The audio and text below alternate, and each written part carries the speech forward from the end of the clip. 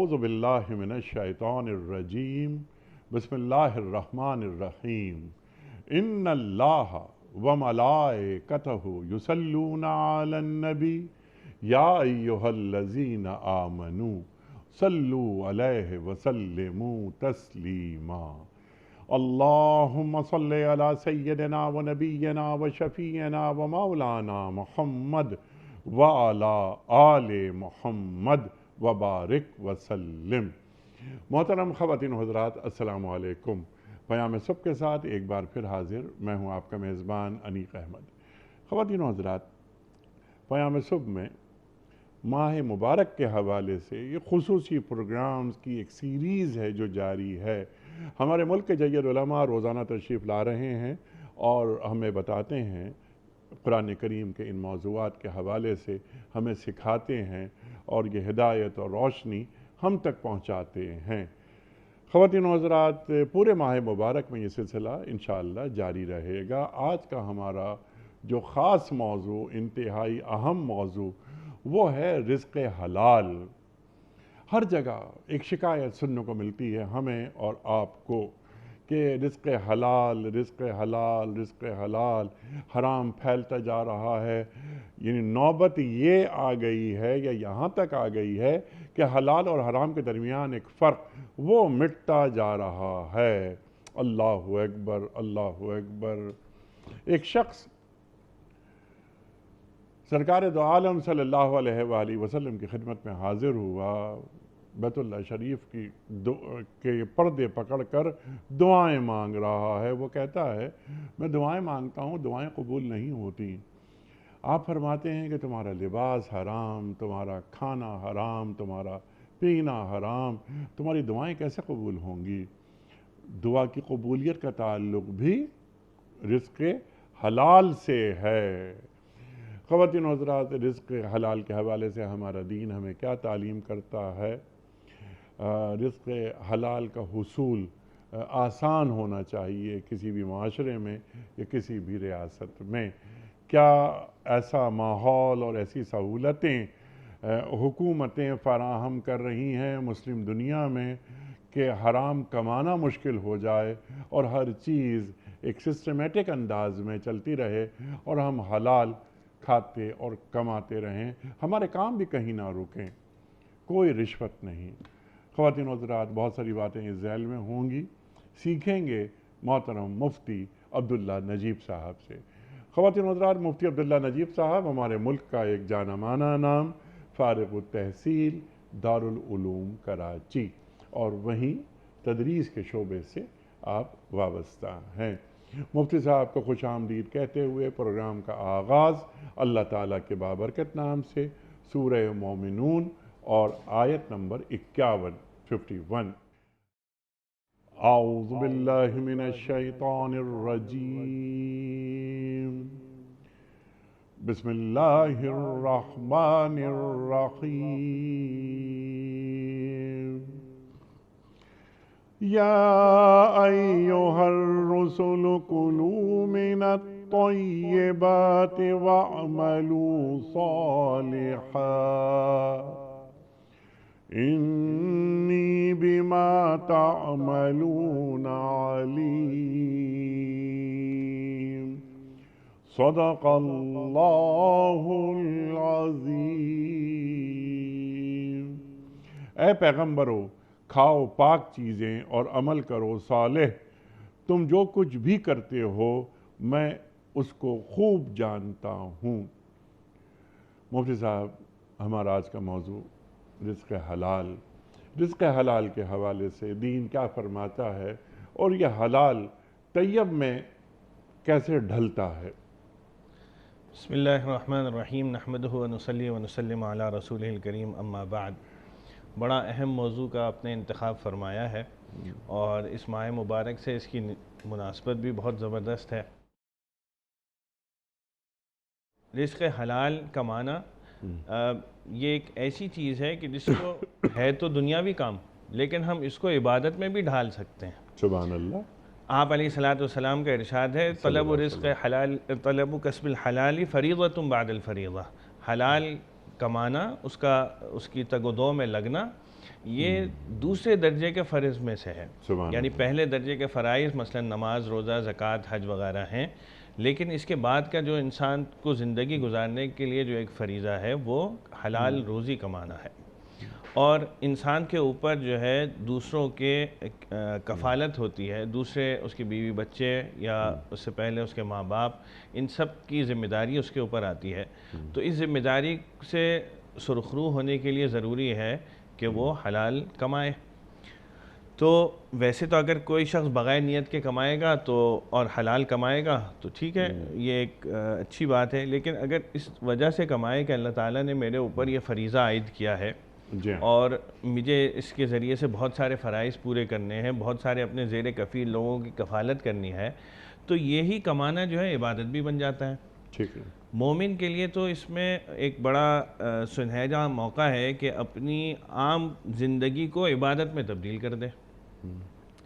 اب دوسری بات کہ جو دوسرا فریضہ عائد ہوتا ہے، پہلا فریضہ تو یہ ہے کہ کمانا، دوسرا یہ کہ حلال کمانا.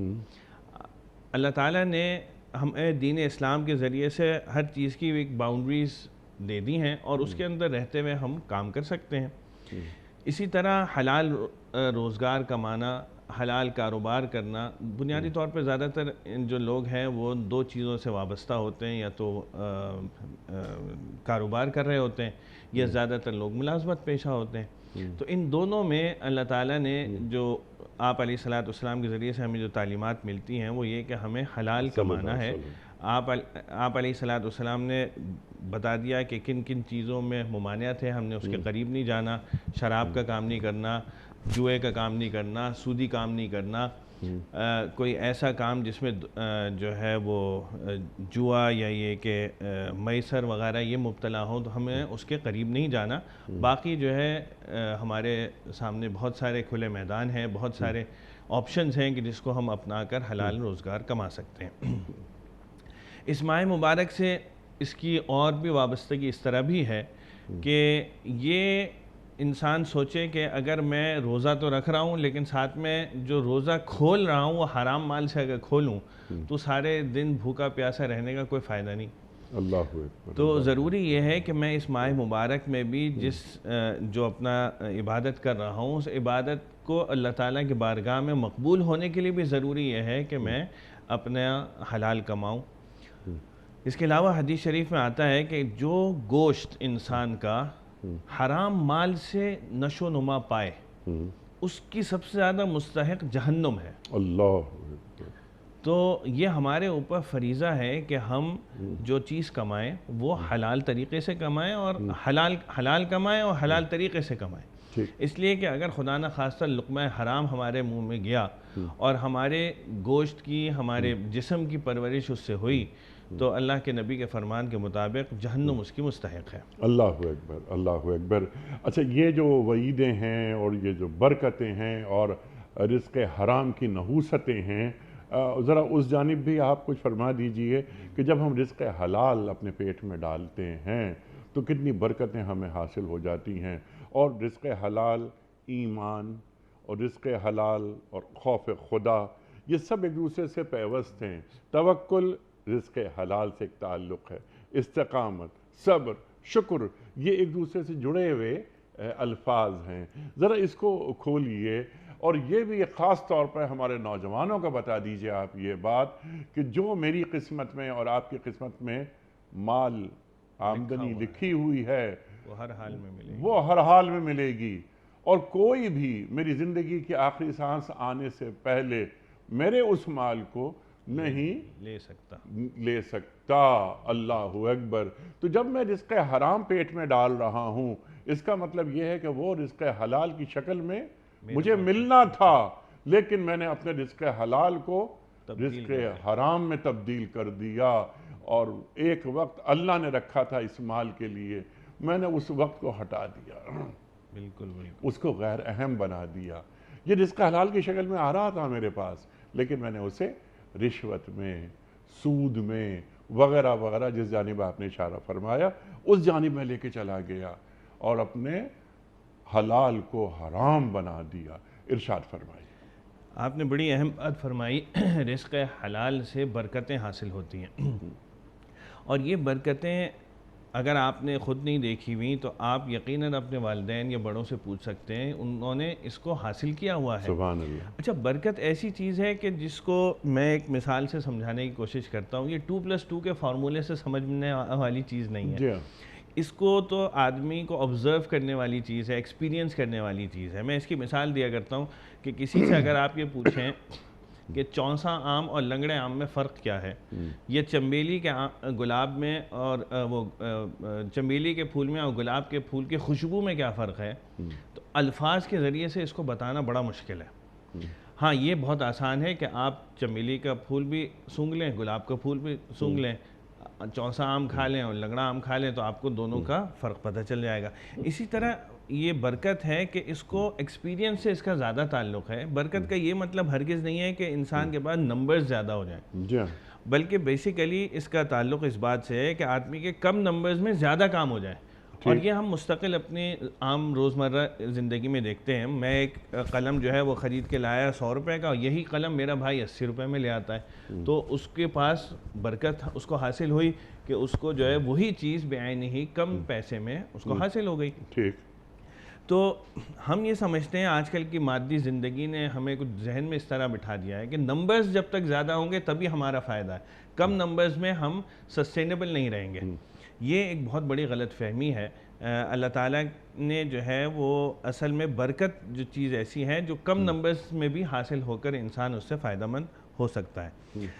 تو جہاں اس کے فوائد بے انتہا ہیں، وہیں میں جیسے آپ نے کہا کہ کچھ نشاندہی کریں جہاں ہم غلط طریقے سے اس کو استعمال کرتے ہیں۔ مال حرام کی بہت ساری صورتیں ہیں جو ہم نے ایسی اختیار کر لی ہیں آج کل معاشرے میں کہ ہمارے نزدیک وہ حرام ہی نہیں رہا۔ جی، مثلاً میں 2-4 کی نشاندہی کرنا چاہوں گا۔ ان میں سے ایک یہ ہے کہ ہم میں سے بہت سارے ملازمت پیشہ ہوتے ہیں، ہماری ملازمت کا وقت ہے 8 گھنٹے، اب ہم وقت پہ نہیں پہنچ رہے، یا جلدی جا رہے ہیں، یا ہم ملازمت میں تو جا رہے ہیں لیکن درمیان میں کام نہیں کر رہے، یا جتنا وقت ہمیں بریک کا ملا ہوا ہے درمیان میں اگر 1 گھنٹے کا ملا ہوا ہے ہم اس کو ایکسٹینڈ کر کے 2 گھنٹے تک جو ہے وہ بریک لے رہے ہیں، یا اس میں بیٹھ کر ہم اپنا ذاتی کام کر رہے ہیں، یا جو ہمارے اوپر کام کی ذمہ داری ہے ہم وہ کر نہیں رہے۔ جب یہ نہیں کریں گے نا تو اتنے حصے کا جو مال حرام ہے وہ ہم پر آ جائے گا، یعنی ہم 1 گھنٹے کا بقدر مال حرام ہمارے پاس آ گیا، ظاہر سی بات ہے اس تنخواہ سے ہم نے اپنا کھایا پیا، ہمارا گوشت میں اضافہ ہوا، ہمارے گوشت، اور جیسے میں نے ابھی عرض کیا کہ آپ علیہ الصلوۃ والسلام کی وعید ہے کہ جو شخص مال حرام سے جو گوشت نشو نما پاتا ہے اس کے مستحق جہنم ہے۔ تو یہ کام جو ہم نے کیا، اچھی خاصی حلال تنخواہ کو ہم نے حرام کر دیا۔ ایک حصہ اس کا اگرچہ ہم نے کیا لیکن ہم نے بغیر استحقاق کے، بغیر کسی وجہ کے اس میں حرام کی آمیزش کر دی۔ اسی طرح ہم کاروبار کرتے ہیں، اب کاروبار کے ذریعے سے جو رزق ہم کمائیں اتنا فضیلت والا ہے کہ حدیث شریف میں آتا ہے کہ التاجر الصدوق مع النبیین والصدیقین والشہداء والصالحین، سچا اور امانت دار تاجر قیامت کے دن انبیاء، صدیقین، شہداء، صلحاء کے ساتھ ہوگا۔ اب یہ ایسا شارٹ کٹ راستہ ہے، ہمارے اعمال ایسے ہرگز بھی نہیں ہے کہ ہم انبیاء کے ساتھ کھڑے ہو سکیں، ہمارا میدان حشر میں ان کے ساتھ حشر ہو جائے۔ یہ اتنی زبردست کامیابی ہے اللہ کے حضور نبی کریم صلی اللہ علیہ وسلم نے ایسا شارٹ کٹ ہمیں بتا دیا کہ ہم تجارت کریں اور صرف امانت اور سچائی، صداقت اور امانت، 2 صفات کے ساتھ اس تجارت کو کریں تو ہمارا میدان حشر میں انبیاء کے ساتھ حشر ہوگا۔ ہم اپنے اعمال کے ذریعے سے تو ایسا کر ہی نہیں سکتے، لیکن یہ ایک شارٹ کٹ مل گیا تو اس کے ذریعے سے کر سکتے ہیں۔ لیکن ہم تجارت میں کیا ہوتا ہے کہ ہم اگر وہی مال صداقت کو ہٹا کر اس میں جھوٹ کی آمیزش کر دیں اور اس کی وجہ سے ہم مال حرام کمائیں تو اتنا حصہ جو ہے وہ ہمارے حرام کا ہو جائے گا۔ یا ہم حدیث کا مفہوم ہے کہ اگر آپ کوئی مال بیچیں جس میں کوئی خرابی ہے تو اس کو بتا دیں آپ گاہک کو، ہم چھپا دیتے ہیں، ہم اس میں جھوٹ بولتے ہیں، ہم اس میں تاجر جو ہیں بحیثیت تاجر اس میں غبن کر دیتے ہیں، اس میں ملاوٹ کر کے بیچتے ہیں۔ تو یہ جو ہم نے ملاوٹ کر کے بیچا، یہ جو ہم نے اس میں جھوٹ کی آمیزش لائی یا اس میں ہم نے غبن کیا تو اس کی وجہ سے جو حرام کی آمیزش ہوئی اس کی وجہ سے ہم مال حرام میں ملوث ہو گئے۔ اسی طرح ایک شخص ہے جو مزدوری کرتا ہے، مزدوری کرنے کے اس کے مخصوص اوقات ہیں، یا مزدوری کرنے کے لیے خاص کام اس کو دیا گیا ہے کرنے کو، اس میں وہ ڈنڈی مارے یا وہ کام پورا نہ کرے، یا اس میں جو مال ملانا ہے وہ ہلکا ملا دے، تو یہ اس نے جو کام کیا اس کے عوض میں اس کو ملی، لیکن جتنا کام اس نے غلط کیا اتنا جو ہے مال حرام اس میں شامل ہو گیا۔ ہم عام زندگی میں یہ چیزیں ہمارے ذہنوں سے نکلتی چلی جا رہی ہیں کہ یہ بھی کوئی حرام اور ناجائز چیز ہے۔ سرکاری دفتر میں آپ جائیے، آپ کا جائز کام ہے، قانونی کام ہے، لیکن اگر آپ ایک فائل کو ادھر سے دوسری جگہ پہ ہلانا ہو، جب تک رشوت نہ دیں گے آپ کا کام اکثر اوقات ہوتا ہی نہیں ہے۔ اکثر اوقات کیا، اگر میں کہوں 100% بھی تو شاید غلط نہیں ہوگا کہ آپ کی فائل ایک جگہ سے دوسری جگہ ہلتی نہیں ہے جب تک کہ آپ رشوت نہ دیں۔ تو یہ رشوت جو ہے یہ بالکل حرام مال ہے، اس کو جو ہے حق سمجھ لیا گیا ہے۔ الراشی والمرتشی کلاہما اس فی میں النار۔ سسٹم کی بھی ایک خرابی اور ایک جو گورننس ہے اس میں کوئی کمزوری وغیرہ، اس پر ہم ذرا بعد میں بات کروائیں گے آپ سے۔ میں نے آپ کی خدمت میں ایک سوال یہ بھی رکھا تھا کہ میری قسمت میں جو کچھ ہے، جو آپ کی قسمت میں جو کچھ ہے، وہ ہماری زندگی میں ہی ہمیں مل جائے گا، اللہ ہمیں دے دے گا۔ اس کا جو فلسفہ ہے ذرا اس کو واضح کر دیجئے، خاص طور پر ہماری یوتھ پریشان رہتی ہے۔ جو آپ نے واقعات اور جو آپ نے مثالیں دیں یہاں، بالکل ٹھیک ہے، ایسا ہی ہو رہا ہے۔ یہ رزق حرام کی طرف ہم کیوں جاتے ہیں؟ اس لیے کہ زیادہ آمدنی آ جائے۔ اگر ایک آدمی کی تنخواہ 50,000 ہے تو وہ چاہتا ہے کہ 5 لاکھ ہو جائے، تو 4.5 لاکھ جو حرام لے رہا ہے، یہ حرام غلط لے لیا اس نے، اس کی قسمت میں تھا، اس کی تقدیر میں لکھا ہوا تھا، اس نے اپنے حلال کو حرام بنا دیا۔ تو ذرا اس کو واضح کر دیجئے ارشاد۔ اس میں جو آپ نے بات بتائی بالکل صحیح ہے کہ ہم بنیادی طور پر پیسے کے لالچ میں یا اس ہوس میں کہ ہمیں زیادہ پیسے آ جائیں، ہم یہ کام کرتے ہیں کہ جس کی آمدنی جو حلال طریقے سے آنی تھی وہ کم تھی، ہم نے اپنے طریقے سے کوئی ناجائز طریقے سے زیادہ آمدنی حاصل کر لی، اور ہم سمجھتے ہیں کہ ہم نے اضافی کما لیا۔ اور جہاں اس میں ایک بنیادی عنصر جیسا کہ آپ نے بتایا کہ ہماری حرص ہوتی ہے، لالچ ہوتی ہے، ساتھ میں 2 پہلو اس میں اور بھی ہیں، قناعت کا فقدان اور توکل کا فقدان۔ کیونکہ جب ہم قناعت اختیار نہیں کرتے، کوئی شخص قناعت اختیار نہ کرے تو پھر وہ زیادہ کی ہوس میں رہتا ہے، اس کو تھوڑے پر اکتفا نہیں کرے گا تو وہ زیادہ کی تلاش میں رہے گا۔ اسی طرح جب اللہ تعالیٰ کے اوپر بھروسہ توکل نہیں ہوگا تو پھر اس میں بھی یہ ہوگا کہ جو رب تمہیں 50,000 میں پیٹ بھر سکتا ہے وہ تمہیں 5 لاکھ میں بھی پیٹ بھر سکتا ہے۔ نہیں، اس بات کو آپ کی اجازت سے، جو رب تمہیں 50,000 میں پیٹ بھر کر روٹی دے رہا ہے، ہو سکتا ہے کہ وہی رب 5 لاکھ آنے کے باوجود تمہیں بھوکا رکھے۔ یہ بھی ہو سکتا ہے بالکل، اور ایسے ہی مثالیں ہمارے سامنے موجود ہیں کہ ایک آدمی زندہ ہے لیکن وہ چیز کھا نہیں سکتا، اللہ کی نعمتوں سے وہ محروم ہو جاتا ہے۔ توکل، بھروسہ اللہ پر، اے اللہ تو نے جو مجھے رزق حلال دیا ہے بس میں وہی استعمال کروں گا۔ اور مفتی صاحب، کیا یہ رزق حرام انسانی غیرت کے خلاف نہیں ہے؟ بالکل، انسانی ایک بے غیرت آدمی ہی حرام کھا سکتا ہے اور حرام بیوی بچوں کے پیٹ میں ڈال سکتا ہے۔ اور اتنی بڑی سخت بات ہے کہ یہ بے غیرتی سے اپنی ذات کی حد تک محدود نہیں رہتی، بلکہ جیسے آپ نے ارشاد فرمایا کہ بیوی بچے تک اس میں مبتلا ہو جاتے ہیں، اور اس بے غیرتی کا اثر پھر حرام مال کی وجہ سے منتقل ہوتا ہے ان تک۔ اللہ اکبر۔ اور جیسے آپ نے فرمایا کہ جو مال ہمیں ملتا ہے، جو مال ہماری قسمت میں لکھا ہے وہ ہر حال میں مل کے رہے گا۔ ہم ہر جمعہ خطبے میں اکثر یہ سنتے ہیں امام صاحب سے کہ الا وان نفسا لن تموت حتى تستكمل رزقها، کہ جب بھی کوئی شخص ہے، جو بھی کوئی انسان ہے، اس کی موت آئے گی نہیں اس وقت تک جب تک کہ اس کا رزق پورا نہ ہو جائے۔ گویا اس کا مطلب کیا ہوا کہ موت پیچھے ہے، رزق آگے ہے۔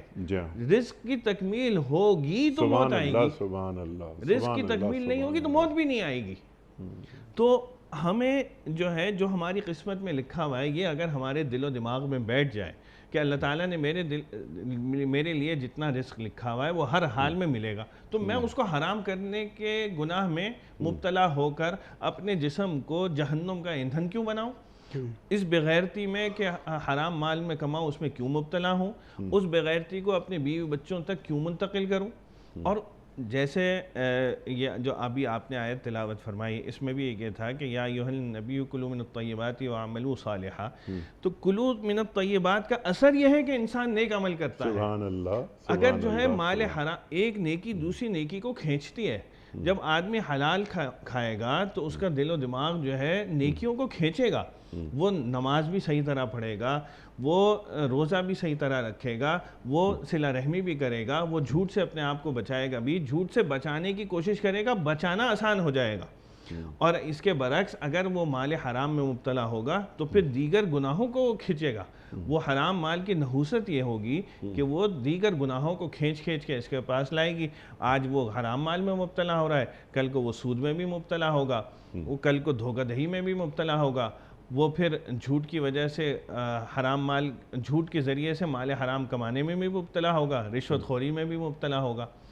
تو یہ بات بہت اہم ہے جو آپ نے فرمائی کہ ہمیں یہ دل و دماغ میں بٹھانے کی ضرورت ہے کہ ہمیں اللہ تعالیٰ کی ذات پہ توکل کرنا ہے۔ ہم اپنی کوشش سے کما نہیں سکتے، یہ رزق کا معاملہ ایسا ہے جو اللہ تعالیٰ نے اپنے ہاتھ میں لے رکھا ہے۔ آپ دیکھ لیں، اس کا تعلق عقل مندی سے نہیں، اس کا تعلق پڑھائی سے نہیں، اس کا تعلق طاقت سے نہیں۔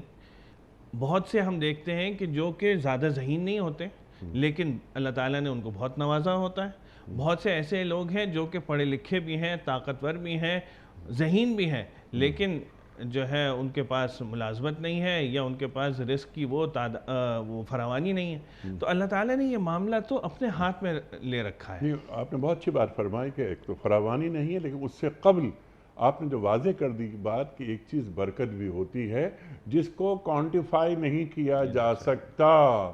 تو ایک آدمی ہے جس کی بظاہر تنخواہ کم ہے لیکن برکتوں کی وجہ سے اس کی محدود آمدنی بڑی فراخی کے ساتھ وہ استعمال کرتا ہے۔ ایک شخص کی زیادہ آمدنی ہے، بظاہر گھر میں حرام بھی آ رہا ہے لیکن ہمیشہ تنگ دستی اور ایک نحوست اس کا سایہ گھر پر رہتا ہے۔ مفتی صاحب، یہ رزق حلال کا اور دعا کا بھی کوئی تعلق ہے کہ اگر پیٹ میں رزق حرام ہے تو کیا اللہ دعائیں قبول کرتا ہے؟ میں نے انٹرو میں وہ ملبسہ حرام، مشربہ حرام، مطعمہ حرام، یہ اللہ کے رسول فرما رہے ہیں صلی اللہ علیہ وآلہ وسلم، اس کا کھانا حرام، اس کا پینا حرام، اس کے کپڑے حرام، اور بیت اللہ شریف میں کھڑا ہوا پردے پکڑ کر دعائیں مانگ رہا ہے، اللہ وہ دعائیں رد کر دیتا ہے۔ تو یہ دعا، ہم دعائیں مانگتے ہیں، کیا ہم نے کبھی یہ سوچا کہ ہمارے پیٹ میں حلال ہے یا حرام؟ اور شکایتیں ہم کرتے ہیں کہ اللہ ہماری دعائیں قبول نہیں کرتا۔ ارشاد۔ بہت اچھا نقطہ آپ نے بتایا، اور یہ آپ نے انٹرو میں بھی جیسے جو حدیث بیان کی تھی بالکل وہ ہے کہ اگر انسان کا کھانا پینا، اس کا پہننا اوڑھنا یہ سب حرام کا ہو تو اس کی دعا قبول کیسے ہوگی؟ اللہ کے ہاتھ پھیلا رہا ہے دربار میں، لیکن جس لباس کو پہن کے ہاتھ پھیلا رہا ہے وہ حرام کا ہے، جس کھانے کو کھا کر اللہ کے طاقت سے اللہ کے ہاتھ آگے پھیلا رہا ہے وہ حرام کا مال ہے۔ تو اللہ تعالیٰ کیسے قبول فرمائیں گے دعا کے لیے جہاں الہا و زاری، تضرع اور خشیت ضروری ہے، وہاں پر ساتھ ہی ساتھ یہ بھی ضروری ہے کہ انسان کا کھانا پینا، اس کی نشو و نما ان پیرامیٹرز میں ہو جو اللہ اور اس کے رسول نے بیان کیا ہے۔ ہم اس سے نکل کر، حلال سے نکل کر حرام میں جا کر اور پھر اپنے ہاتھ پھیلائیں اللہ کے حضور، اول تو ایسے موقع پر ہاتھ پھیلانا ہی ایک عجیب وہ ہے، یعنی ایک شخص جو ہے وہ والد کی نافرمانی کرے، کوئی بچہ، اور جب ضرورت پڑے فوراً پہنچ جائے کہ جی مجھے پیسے دے دیجئے، تو اس کو جاتے ہوئے بھی وہ آئے گی نا کہ میں باپ کو کوئی کہنا تو مانتا نہیں اور پیسے لینے پہنچ جاؤں۔ تو اللہ تعالیٰ اگرچہ غفور الرحیم ہے لیکن اللہ تعالیٰ نے ہر چیز کے ایک پیرامیٹرز بھی بنائے ہوئے ہیں۔ رزق حلال پر بے انتہا فوکس کیا گیا ہے، ہمارے دین نے بار بار بتایا کہ حرام سے بچو اور حلال کھاؤ۔ تو ہم اپنے آپ کو حلال سے دور رکھیں، حرام میں مبتلا رکھیں، اور اللہ کے حضور ہاتھ پھیلائیں، اور پھر یہ شکایت بھی کریں کہ ہماری دعا قبول نہیں ہوتی۔ ہماری دعاؤں کی قبولیت کے لیے جہاں یہ ضروری ہے کہ الہا و زاری اور توجہ ہو، وہاں پہ ساتھ میں یہ بھی ضروری ہے کہ ہمارا اوڑھنا پہننا، کھانا پینا وہ بھی حلال کا ہو۔ اس ماہ مبارک کے ساتھ تو اس کی اور بھی مناسبت ہے، یہاں پر تو اللہ تعالیٰ نے بہانے سے مغفرت کے وعدے کیے ہوئے ہیں، بہانے سے دعاؤں کی قبولیت کے وعدے کیے ہوئے ہیں۔ رمضان کا مہینہ تو ایسا ہے کہ جس میں بہت سارے اوقات ایسے ہیں کہ جس میں دعاؤں کی قبولیت یقینی ہے، ہر فرض نماز کے بعد دعا کی قبولیت ہے، افطار کے وقت میں دعا کی قبولیت ہے، سحری کے وقت میں دعا کی قبولیت ہے۔ تو اتنے سارے مواقع ہیں جہاں پر ہمیں دعا کی قبولیت کا موقع مل رہا ہے، لیکن اگر ہمارا کھانا پینا، اڑنا بیٹھنا سب چیزیں حرام کی ہوں تو یہ سارے اوقات ضائع ہو جائیں گے، رمضان کا مہینہ ضائع ہو جائے گا، اس روزے کا کوئی فائدہ نہیں ہوگا، کیونکہ جب کھانا پینا ہی جس روزہ جو اللہ تعالیٰ کا حکم ہے اس کو ہم افطار ہی اللہ تعالیٰ کی نافرمانی سے کریں تو کیسے قبول ہوگا وہ؟ اللہ اکبر، اللہ اکبر۔ لیکن اس کے لیے ایک تربیت درکار ہوتی ہے۔ ابھی ریاست کا کام کیا ہے اس پر میں آپ سے بعد میں بات کرواؤں گا۔ ایک تربیت ہو، گھر کی تربیت، حلال حرام، خیر شر، جائز ناجائز، سچ جھوٹ، یہ بچوں کو بتا دیا جائے، اور کم از کم اس حد تک کہ 16 17 18 سال کی عمر تک کہ دونوں راستے بتا دیے، جس طرح اللہ تعالیٰ ہمیں بتا دیتا ہے، یعنی انسان میں رکھ دیتا ہے فَأَلْهَمَهَا فُجُورَهَا وَتَقْوَاهَا، ایک جانب اللہ یہ فرما رہا ہے هَدَيْنَاهُ النَّجْدَيْنِ، اللہ تعالیٰ یہ بھی فرما رہا ہے۔ تو اس کی جو بنیادی ذمہ داری ہے حلال اور حرام کے درمیان ایک امتیاز ایک شخصیت کے اندر پیدا ہو جائے، وہ والدین کی ہے نا۔ یعنی والدین اسے اتنا میچور کر دیں، وہ ذہنی سطح اتنی وسیع ہو جائے اور بالغ ہو جائے کہ وہ یہ کہے کہ اگر ہم اس کو ذرا اور بڑی بات اگر ہم کہیں، اللہ اکبر، کہ الدنیا یومن وَلَنَا فِيهَا صَوْمٌ، تو دنیا میں اس انداز سے کیسے رہا جاتا ہے کہ کوئی کہے کہ تم دنیا میں رہتے ہو، یہ رزق حرام کی طرف تم جاتے نہیں ہو، رزق حرام کی کشش تمہارے اندر پیدا ہی نہیں ہوتی۔ تو یہ دنیا ایک دن کی ہے، بس ایک دن کی ہے، اور اس دن ہم روزے سے ہیں۔ یہ بات کیسے پیدا ہوتی ہے؟ وہ تربیت گاہیں، وہ رول ماڈل، وہ چلتا پھرتا کردار 30 سال پہلے آ جائیں اسی سوسائٹی میں، کیا ہمیں لوگ نظر آتے تھے، ان کا کردار نظر آتا تھا۔ اللہ اکبر۔ آج تو کیا وجہ ہے کہ رزق حرام جیسے کہ آپ نے فرمایا بڑھتا جا رہا ہے؟ بلکہ ایک بات آپ نے یہاں تک فرما دی کہ اگر ہم کسی سرکاری ادارے میں جائیں تو ہماری فائل آگے نہیں بڑھتی، اور آپ نے فرمایا کہ 100% ایسا ہو رہا ہے۔ اللہ اکبر، اللہ اکبر۔ یہ اسلامی جمہوریہ پاکستان ہے، الراشی والمرتشی کلاہما فی النار۔ اللہ اکبر۔ رشوت لینے والا، رشوت دینے والا، دونوں جہنمی ہیں۔ کون فرما رہا ہے؟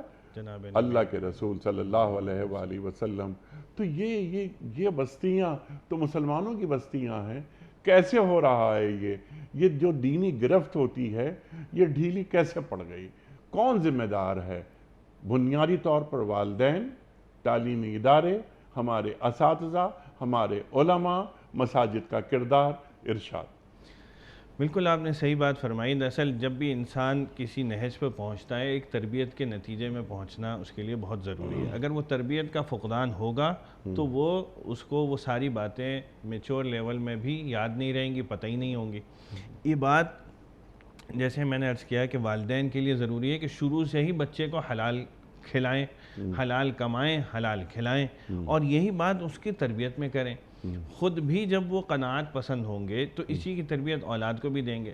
اولاد کو صرف یہ بتا دینا کہ یہ حلال ہے یہ حرام اتنا کافی نہیں ہوتا، بلکہ اس کی ایک مستقل تربیت کرنی پڑتی ہے، اس کو مستقل چیزوں سے آگاہی دینی پڑتی ہے، مستقل چیزوں کے تجربات دکھانے پڑتے ہیں، ایگزامپل سیٹ کرنے پڑتے ہیں، تو جا کے ان کے دل و دماغ میں اچھی طرح پیوست ہوتا ہے۔ آپ نے 2-4 دفعہ یہ کبھی بتا دیا کہ جی یہ حلال ہے اور یہ حرام، حرام کھانے سے برائی ہے، حلال کھانے سے اچھائی ہے، یہ اتنا کافی نہیں ہوتا۔ یہ ضروری ہے کہ بار بار چیزوں کو بتایا جائے۔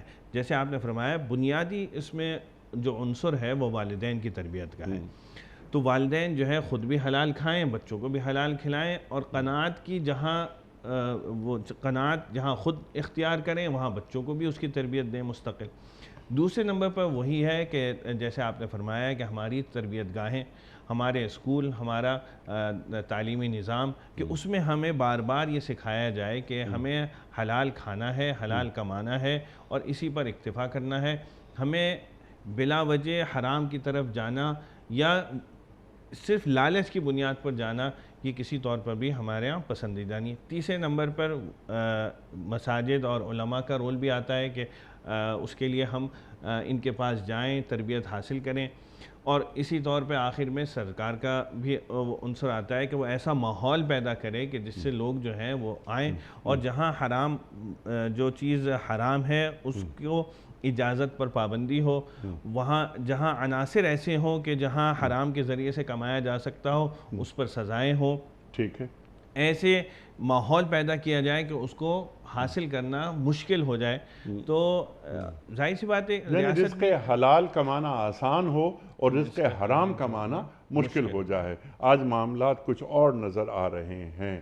آپ نے جو بات کی کہ سب سے پہلا جو کردار ہے وہ والدین کا کردار ہے. اب ان کا کردار سامنے آتا ہے تو بچوں کے لیے تو وہ رول ماڈل ہوتے ہیں نا، وہ ماں اور باپ. اگر ماں بچے کو منع کر دے، یہ دیکھے کہ اس گھر میں میرا بیٹا حرام لا رہا ہے تو روک دے کہ تم اچھا گھر کا ماحول، گھر کی جو معاشی حالت ہے وہ ذرا بہتر ہو گئی، یہ بیٹا میرا 50,000 لا رہا تھا اب یہ 2.5 لاکھ لا رہا ہے، تو وہ ایک دم چیک کر لے گی ماں. آج کی مائیں کیا بیٹوں کو چیک کر کے روک رہی ہیں؟ بیوی، ایک بیوی ہے، اس کو مثال کے طور پر شوہر 1 لاکھ روپے دیتا ہے مہینے کا خرچ، مال حرام آیا تو اب یہ 3 لاکھ روپے وہ دینے لگا بیوی کو. تو ایک مسلمان بیوی جو کہ امتی بھی ہے سرکار دو عالم صلی اللہ علیہ وآلہ وسلم کی، اس کا کردار کیا ہونا چاہیے کہ میں اپنے پیٹ میں اور اپنے بچوں کے پیٹ میں یہ حرام نہیں ڈالوں گی. 1 لاکھ کے 3 لاکھ کیسے ہو گئے اس گھر میں جو آ رہا ہے؟ تم حرام کما رہے ہو، حرام لا رہے ہو، اللہ کے واسطے اس گھر میں حرام نہیں لاؤ. تو آج کل کی جو ہماری بیویاں ہیں من حیث المجموع بہت اچھے لوگ بھی ہیں ہمارے معاشروں میں، اللہ اکبر اللہ اکبر، وہ کھڑی ہو جاتی ہیں. ایسی بیویاں بھی ہیں اس گھر میں حرام نہیں آئے گا، لیکن جو ان کی تعداد رفتہ رفتہ کم ہوتی چلی جا رہی ہے. تو جن گھروں میں حرام آ رہا ہے ان کی جو بیویاں ہیں ان کو آپ کیا تعلیم کریں گے؟ یہی وہ چیز ہے، مطلب دین ہمارا ایک ایسی چیز ہے کہ جو انسان کو سب سے زیادہ برائیوں سے روکتا ہے. یعنی قانون، ڈر، سزا وہ سب اپنی جگہ، لیکن انسان کو بغیر ان چیزوں کی موجودگی کے جو برائی سے روکنے والی چیز ہے وہ اللہ اور اس کے رسول کا خوف اور دین کی تعلیم ہے. یہی ہمارے گھروں میں سب سے کم ہوتی جا رہی ہے.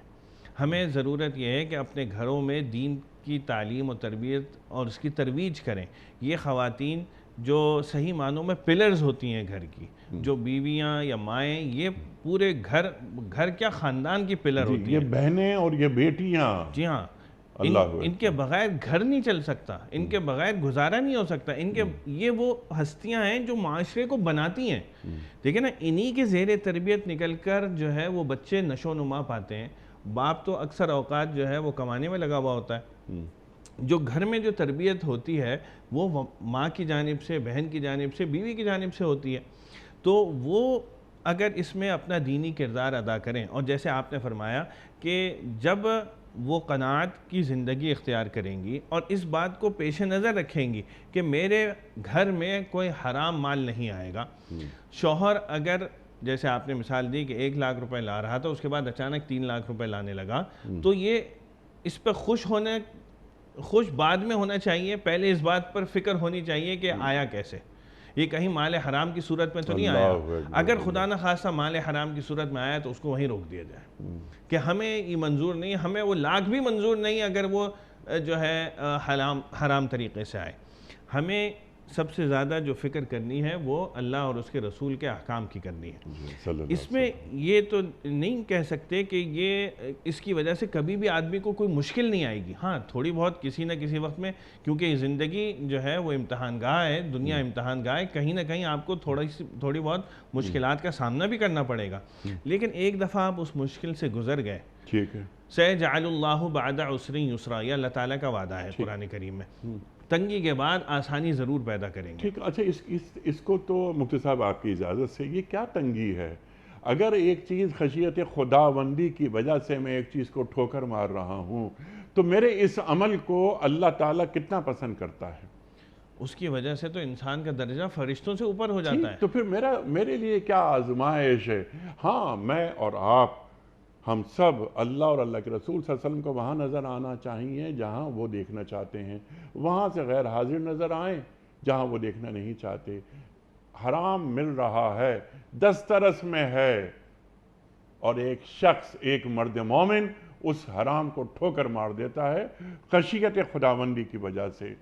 اللہ تعالیٰ کی بارگاہ میں اس بندے کا مقام، اللہ اکبر، اور کیا پریشانی، خلق الموت والحیات لیبلوکم ایکم احسن عملا، یہ چھوٹی چھوٹی سی آزمائشیں ہوتی ہیں، اللہ دیکھتا ہے بہترین اعمال کس کے ہیں اور پھر اس انسان کا مرتبہ بلند کر دیتا ہے۔ تو حضرت یہی تو وہ چیز ہے جو ہمارے ذہنوں سے نکلتی جا رہی ہے، یہی تو مطلب ہمیں اپنے ذہن میں اسی خشیت کو رکھنے کی ضرورت ہے، اسی خیال کو ذہن میں جمانے کی ضرورت ہے، جس کے خیال میں جیسے آپ نے فرمایا یہ خیال ہوگا کہ میں اس کو ٹھوکر ماروں گا تو اللہ کے جو حضور، اللہ نے جو میرا مرتبہ رکھا ہے، جو جس مقام پر مجھ سے چاہا ہے میں اس تک پہنچنے کے قریب ہو سکتا ہوں، یہ تھوڑی بہت ظاہری مشکل میرے اوپر آئے گی جس کی وجہ سے میں فرشتوں سے بھی اوپر پہنچ سکتا ہوں، تو وہ یقیناً اس کو اختیار نہیں کرے گا۔ لیکن جب یہی دل و دماغ سے محو ہو جائے یا دل و دماغ سے پیچھے چلی جائے، بہت لاشعور میں کہیں پہنچ جائے اور ہم اس کا استحضار نہ کریں، تو اسی کی وجہ سے جو ایک رائی کا دانہ ہے وہ بھی پہاڑ معلوم ہونے لگتا ہے، تھوڑی سی مشکل جو ہے وہ بہت زیادہ معلوم ہونے لگتی ہے، ذرا سی مصیبت جو ہے وہ ایک بہت بڑی مصیبت معلوم ہونے لگتی ہے۔ تو یہی وہ عناصر ہیں کہ جنہیں ہمیں اپنے اندر پیدا کرنے کی ضرورت ہے، ہمیں اپنے گھروں میں اس کو ابھارنے کی ضرورت ہے، اپنے بچوں کو اس کا دکھانے کی اور ان کو بار بار بتانے کی اور خود اس پہ عمل کرنے کی ضرورت۔ بچے تو ابتدا سے نقال ہوتے ہیں، وہ اپنے ماں باپ کی نقل کرتے ہیں، اور جیسے آپ نے فرمایا رول ماڈل ان کے ماں باپ ہوتے ہیں۔ جب وہ شروع سے اپنے ماں باپ کو ایز اے رول ماڈل قناعت کرتے ہوئے دیکھیں گے، غلط چیز کو ٹھوکر مارتے ہوئے ذرا برابر ان کو کوئی تکلیف محسوس نہیں کریں گے، تو پھر یہی عادات وہ اپنے اندر بھی اپنائیں گے اور یہی رول ماڈل وہ اپنے اندر بھی پیدا کریں گے، تو اس کی وجہ سے ان کو بھی زندگی گزارنا، اللہ کے راستے پہ چلنا، اس خشیت کو دماغ میں بار بار رکھنا یہ مقصود ہے۔ دین کا اصل مقصد کیا ہے؟ دین کا سارا حاصل یہ ہے کہ انسان کے دل و دماغ میں یہ خیال ہو کہ یہ کام جو میں کر رہا ہوں کل مجھے اللہ کے ہاں اس کو جواب دینا ہے، اگر میں اس کا جواب یس میں دے سکتا ہوں تو ٹھیک ہے، کر گزرو، لیکن اگر میں اللہ میاں نے پوچھ لیا یہ کیوں کیا اور میرے پاس اس کا جواب نہیں ہوا، تو اس میں تو کسی کے بتانے کی بھی ضرورت نہیں ہے۔ یعنی بعض اوقات انسان یہ کہہ سکتا ہے میں ایسی صورتحال میں تھا کہ جہاں مجھ سے کوئی گائیڈ کرنے والا بھی نہیں تھا، میں کسی سے مشورہ بھی نہیں لے سکتا تھا، تو تمہارا دل تو ہے، اس سے تو مشورہ کر سکتے ہو، دل بھی انسان کو مشورہ دیتا ہے، ضمیر تو موجود ہے، اگر تم اس کو خالی یہ جانچ لو کہ میں نے یہ کام جو کرنے جا رہا ہوں کل مجھے اللہ کیا جواب دینا ہے، اللہ میاں پوچھیں گے یہ کام کیوں کیا، اس کیوں کا جواب میرے پاس ہوگا، اگر میں تسلی بخش طریقے سے دے سکتا ہوں تو اس کا مطلب یہ کام صحیح ہے، اور اگر میں نہیں دے سکتا مجھے آئیں بائیں شائیں کرنا پڑے گا، مجھے کہنا پڑے گا یہ چنانچہ اور کیونکہ اور اس وجہ سے اور کیونکہ اور یہ سارے ان سب کے ساتھ اور قواعد اور شرائط کے ساتھ دینا پڑے گا، اس کا یا پھر جواز ڈھونڈنے پڑیں گے، تو یہ پڑیں شیطانی عمل ہے کہ جواز شیطان نے ڈھونڈا تھا۔ انسان جب کوئی غلطی کرتا ہے تو فوراً توبہ کر لیتا ہے، ربنا ظلمنا انفسنا وَإِن لَّمْ تَغْفِرْ لَنَا وَتَرْحَمْنَا لَنَكُونَنَّ مِنَ الْخَاسِرِينَ۔ یہ ہمارے جد آدم علیہ السلام کا رویہ رہا، طریقہ رہا، اور ابن آدم کو یہی کرنا چاہیے۔ شیطان لے کر آتا ہے، دلیلیں لے کر آتا ہے، نہیں ایسا تھا ویسا تھا، جیسے رزق حلال اور حرام کی بات ہو رہی ہے، بہت سے افراد جو ہمارے معاشروں میں ہیں رشوت لیتے ہیں، جب ہم ان سے سوال کرتے ہیں، دوست ہیں ہمارے، تو ہم ان سے سوال کرتے ہیں بے تکلفانہ انداز میں کہ تم رشوت کیوں کھاتے ہو؟ تو ان کا پہلا جواب یہ ہوتا ہے کہ کیا گورنمنٹ کی تنخواہ میں ہمارا گھر چل سکتا ہے؟ بچوں کی اسکول کی فیسیں دی جا سکتی ہیں؟ کچن چل سکتا ہے؟ تو تم پر کون سا جبر تھا کہ تم سرکاری جاب میں آتے؟ تم کوئی اور جاب کر لیتے؟ تم پر کوئی ڈنڈا لے کے بیٹھا ہوا تھا تمہیں یہی کام کرنا ہے؟ تو یہ اپنے آپ کو جھوٹی تسلیاں دینا، جھوٹی تسلیاں، اپنے آپ کو مطمئن کرنے کے یہ عجیب عجیب بہانے ہیں، تو ان بہانوں سے دور ہونا چاہیے۔ اچھا ارشاد کچھ؟ ہم ایک بات اور جی بھی جی میں فرمائیے۔ کروں، ہم مختلف جگہوں پر بیٹھ کر آج کل کے جو حالات ہیں اس پر گفتگو مستقل کرتے ہیں جی کہ حکومت نے ایسا کر دیا، معیشت ہماری یوں ہے جی وغیرہ وغیرہ۔ اچھا اس کو صحیح کرنا، ہم کیونکہ عوام الناس سے، عام آدمی سے مخاطب ہیں اس وقت، جی ہاں تو ظاہر بات ہے کسی کے بھی بس میں نہیں ہے، ہم صرف اس کو بول ہی سکتے ہیں، ٹھیک ہے، لیکن بولنے کا اس کا کوئی حاصل نہیں، لیکن بعض نہیں کام اس کا حاصل ہے، فذکر ان الذکریٰ تنفع تنفع المؤمنین۔ ہاں المؤمنین۔ لیکن بطور ہم تذکیر کے کریں، بطور اگر صرف وقت گزاری کے لیے یا زبان کے چٹخارے کے لیے اگر ہم کریں گے تو اس کا کوئی حاصل نہیں، لیکن بعض کام ایسے ہیں جو ہم خود کر سکتے ہیں۔ ٹھیک، اصل میں ہمیں وہ جو کام کرنے کے ہیں وہ یہ کہ خود اپنے آپ پر نظر رکھیں کہ میں کہیں سے مال حرام تو نہیں کما رہا، میں کوئی ایسا ذریعہ تو نہیں اختیار کر رہا جو اللہ تعالیٰ کی بتائے ہوئے طریقے کے خلاف ہے، میں کوئی ایسے ذرائع سے مال تو نہیں اکٹھا کر رہا جو آپ علیہ السلام نے منع فرمایا ہے۔ صلی اللہ علیہ وسلم۔ جب ہم ایک آدمی یہ طے کر لیں گے، اپنے گھر کے 5 افراد سے کروا لیں گے تو 5 افراد تو صحیح ہو گئے نا۔ جب 5 افراد یہ صحیح ہوں گے، دیے سے دیا جلتا ہے، سبحان اللہ۔ اور ہر گھر میں اگر اس طرح ہوگا تو خود ہی معاشرہ ٹھیک ہونا شروع ہوگا۔ ہم اصل میں اس بات کے انتظار میں رہتے ہیں کہ دوسرا صحیح ہو تو ہم بھی صحیح ہوں، اپنے آپ سے اصلاح کی کرنے کی اور درستگی لانے کی ضرورت ہے۔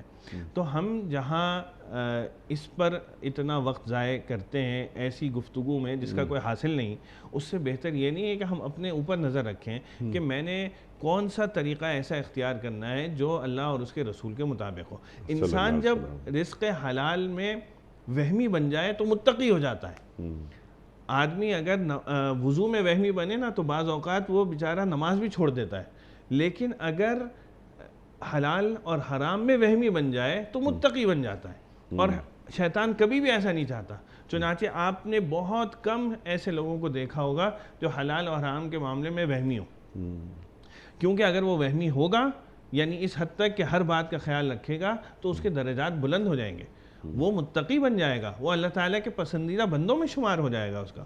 تو ہمیں بحیثیت انسان اس بات کی حد درجے کوشش کرنی چاہیے اور اس میں درستگی اپنی طرف سے لانی چاہیے کہ ہم یہ دیکھیں کہ ہم جو مال لے کے جا رہے ہیں اپنے منہ میں وہ حلال کا ہے کہ حرام کا ہے، اور اگر اوور آل وہ حلال ہے تو اس میں کوئی ایسے عناصر تو ہم نے شامل نہیں کر دیے کہ وہ حلال چیز بھی بلا وجہ حرام بن رہی ہے، چاہے وہ جھوٹ کے ذریعے سے ہو، چاہے وہ رشوت کے ذریعے سے ہو، چاہے وہ دھوکہ دہی کے ذریعے سے ہو، چاہے اور عناصر جس کا ابھی ہم نے ذکر کیا ان میں سے کسی ایسا ذریعہ ہم اختیار کر رہے ہوں جس کی وجہ سے اچھی خاصی حلال چیز جو ہے وہ حرام بن رہی ہو۔ اللہ اکبر، اللہ اکبر۔ آپ نے کیا اچھی بات فرمائی تھی آغاز میں کہ اگر 8 گھنٹے میں جاب کر رہا ہوں اور 2 گھنٹے میں لیٹ آ رہا ہوں وغیرہ وغیرہ، تو یہ 2 گھنٹے میں نے اپنی حلال جاب میں سے حرام جاب بنا دی، اپنی دفتر کے ٹیلی فون استعمال کر رہا ہوں، اپنی ذاتی مقاصد کے لیے دفتر کی چیزیں استعمال کر رہا ہوں، تو ان سب کی پکڑ ہوگی، ان سب کا حساب کتاب ہوگا۔ میں آپ کا بڑا ممنون، بڑا شکر گزار مفتی صاحب آپ تشریف لائے، لیکن مجھے یہاں اس موضوع کے حوالے سے مولانا روم کا ایک شعر یاد آ رہا ہے۔ آپ فرماتے ہیں کہ علم و حکمت آید از نان حلال، عشق و رقت آید از نان حلال۔ علم بھی نان حلال سے آتا ہے، حکمت بھی نان حلال سے آتی ہے، عشق بھی نان حلال سے، یہ عشق جو انسان کو اللہ سے جوڑتا ہے، اور رقت یہ بھی اللہ سے جوڑتی ہے، یہ بھی نان حلال سے ہی آدمی کو نصیب ہوتا ہے۔ آپ کا بہت شکر گزار مفتی صاحب، آپ تشریف لائے۔ خواتین و حضرات، مفتی عبداللہ نجیب صاحب کے ہم بڑے ممنون، تشریف لائے اور ہمیں دین سے قریب کیا، ہماری علمی کمی کو آپ نے دور فرما دیا۔ انشاءاللہ کل ایک نئے مہمان کے ساتھ حاضر ہوں گے اور ایک نیا موضوع ہوگا، اس پر سیکھیں گے ہم، اور کوشش ہماری یہ ہے کہ پورے ماہ مبارک میں ہم قرآن کریم سے قریب ہو سکیں، کیونکہ یہ مہینہ، یہ ماہ مبارک نزول قرآن کا مہینہ ہے۔ شہر رمضان الذی انزل فیہ القرآن ھدی للناس۔ اپنے میزبان انیق احمد کو کل تک کے لیے اجازت دیجیے۔ خدا حافظ۔